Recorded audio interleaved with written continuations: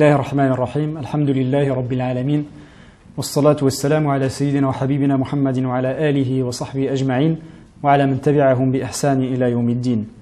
Ayyuha al-ikhwa wal akhawat, assalamu alaykum wa rahmatullahi ta'ala wa barakatuh. Chers frères et sœurs, bienvenue à toutes et à tous dans cette nouvelle émission intitulée Warattil al-Qur'ana tartila, récite le Coran avec soin, diffusée par la chaîne satellitaire Iqra, et qui sera consacrée, incha'Allah, à l'étude des règles bien particulières de la récitation du Coran, appelées règles de tajwid. Ces règles de tajwid seront abordées, incha'Allah, à la lumière du livre Le Tajwid simplifié, nouvelle approche, et nous serons accompagnés sur ce plateau par trois de nos étudiants de l'IUSH de Château-Chinon, Ilyas El-Lamdawi, Mohamed Fath Al-Khair et notre frère Mohamed Mahjoub. Bienvenue à tous les trois. Chers frères et sœurs, dans l'émission précédente, nous évoquions l'une des règles principales qui est celle concernant les points d'articulation des lettres, makharijul huruf, que nous avions vu en détail.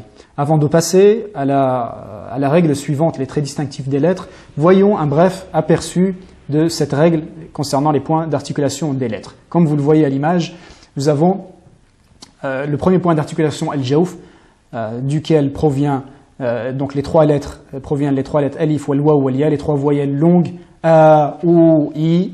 Nous avons al-halq, dans lequel nous avons trois sous-points d'articulation, trois points d'articulation secondaires.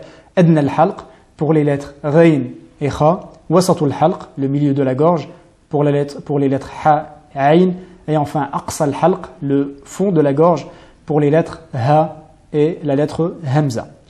Pour le troisième point d'articulation, al-lisan, nous avons 10 points d'articulation secondaires pour 18 lettres.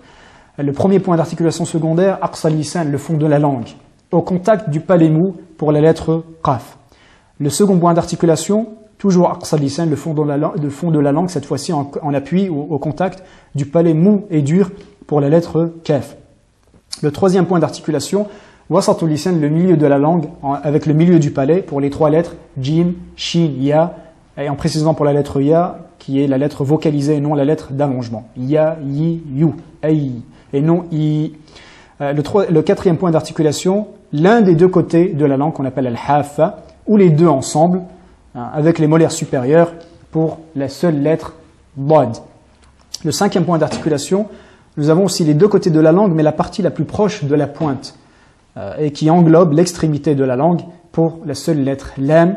Le point d'articulation suivant, le sixième, qui est celui de la lettre nun, donc l'extrémité de la langue n, en appui sur la papille incisive légèrement en dessous de la lettre lam et en étant accompagné du nasillement qui provient de la cavité nasale. Le septième point d'articulation est le suivant, celui de la lettre ra, l'extrémité de la langue en appui sur la partie incisive et proche de la lettre nun, ra, ri, ro. Le huitième point d'articulation est celui des trois lettres ta, del et ta. On utilise l'extrémité de la langue en appui sur la racine des incisives supérieures. Le neuvième et avant-dernier point d'articulation, celui des lettres sad, zay, sin. On utilise l'extrémité de la langue en la collant à la base de la face interne des incisives inférieures, en mettant en valeur ce son qui passe entre les incisives supérieures et inférieures. As, az, es. Et enfin, le dixième et dernier point d'articulation concernant la langue, celui des trois lettres za, zel, tha. On utilise l'extrémité de la langue, mais contrairement aux lettres ta, del et ta, ici on utilise l'extrémité des incisives supérieures, c'est-à-dire l'extrémité de la langue en appui sur l'extrémité des incisives supérieures, alors que pour les lettres ta, del et ta, on utilisait l'extrémité de la langue en appui sur la racine des incisives supérieures. Le quatrième et avant-dernier grand point d'articulation, celui des lèvres, al-shafatan. Nous avons deux sous-points d'articulation.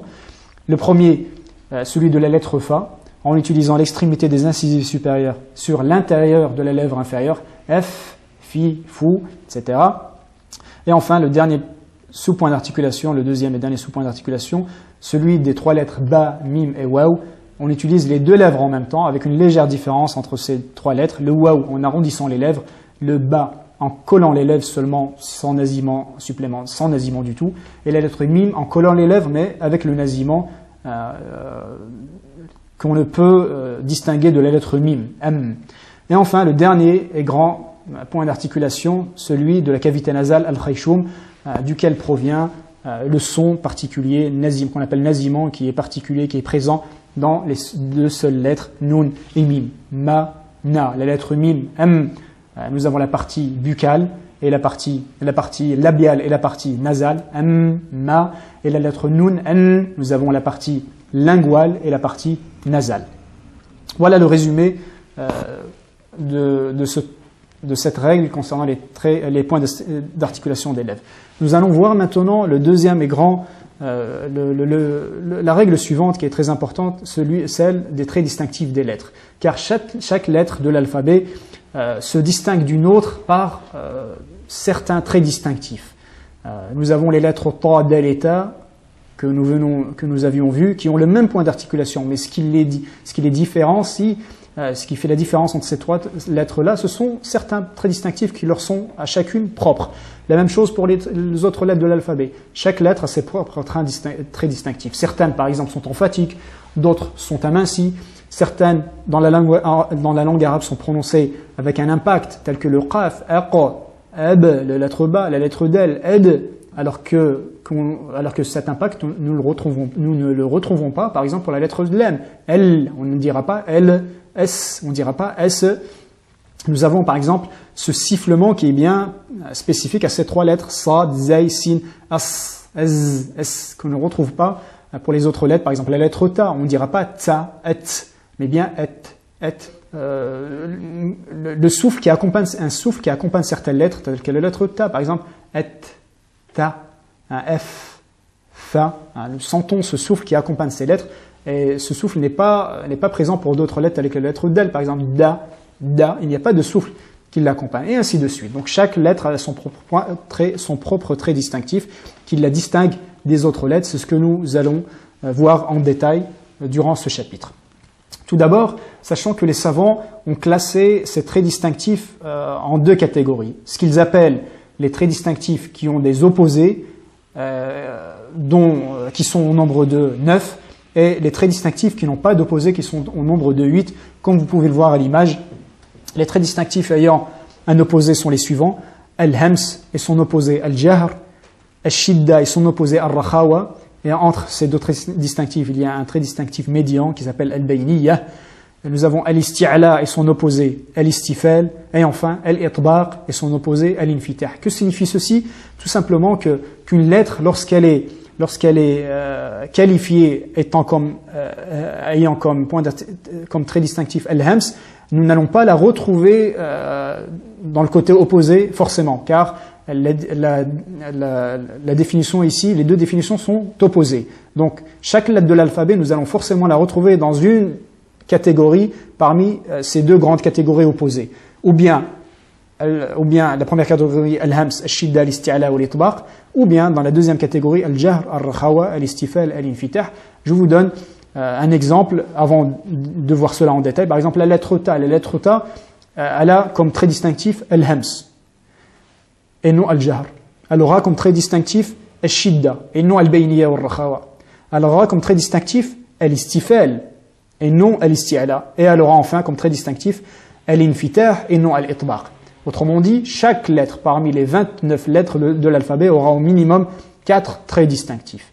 Et puis, nous avons une autre catégorie de traits distinctifs qui sont ceux appelés traits distinctifs n'ayant pas d'opposés, qui sont les suivants, comme vous pouvez le voir: al-safir, al-qalqala, al-lin, al-inhiraf, al-takrir, al-tafashi, al-istitala, al-ghunna. 8 traits distinctifs qui n'ont pas d'opposés, donc c'est-à-dire que les lettres de l'alphabet pourront avoir, pas obligatoirement, un trait distinctif parmi ceux-là. Il y a certaines lettres de l'alphabet qui n'auront aucun de ces traits distinctifs. Certaines lettres de l'alphabet qui auront un trait distinctif parmi ces 8 traits distinctifs. Et une seule lettre parmi les lettres de l'alphabet, qui est la lettre Ra, qui aura deux traits distinctifs parmi ces 8 traits distinctifs. Voyons voir maintenant en détail ce que signifient tous ces traits distinctifs et quelles sont les lettres qui leur sont appropriées. Premièrement, pour la première catégorie, les traits distinctifs ayant des opposés.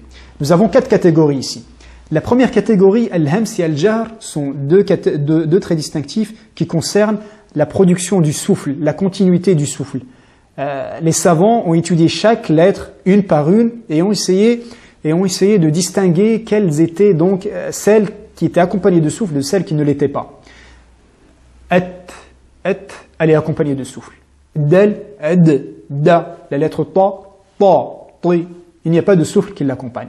Et ainsi, les savants ont pu mettre dans la première catégorie certaines lettres, une dizaine de lettres, et dans la deuxième catégorie, celles qui n'ont pas de souffle qui accompagne les lettres.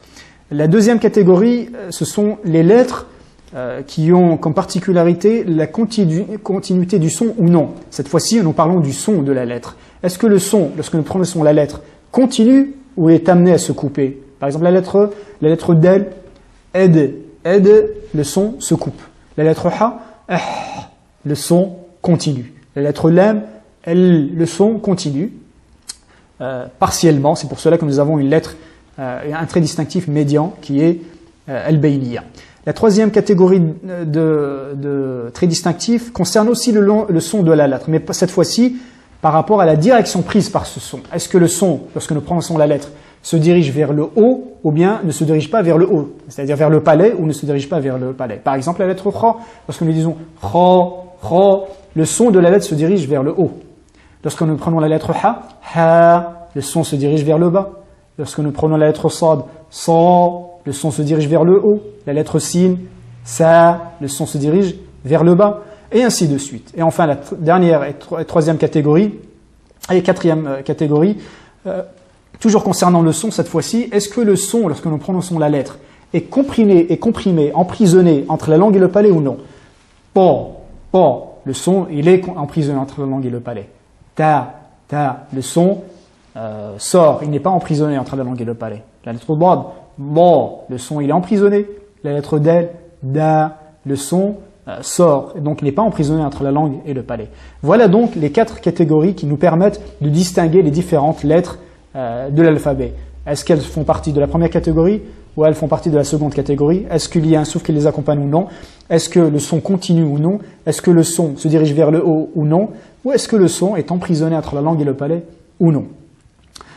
Nous continuerons, Inch'Allah, après cette courte pause. Nous reprendrons juste après, Inch'Allah. Barakallahu fikum.